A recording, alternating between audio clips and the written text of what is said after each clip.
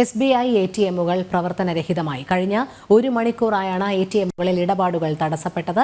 പ്രശ്നം ഉടൻ പരിഹരിക്കുമെന്ന് SBI അറിയിച്ചു. ചന്തു ചന്ദ്രശേഖർ ചേരുന്നു. ചന്തു, പ്രശ്നം ഉടൻ പരിഹരിക്കും എന്ന് SBI അറിയിച്ചിട്ടുണ്ട്. ഏകദേശം എത്ര സമയമെടുക്കുമെന്നാണ് കരുതുന്നത്?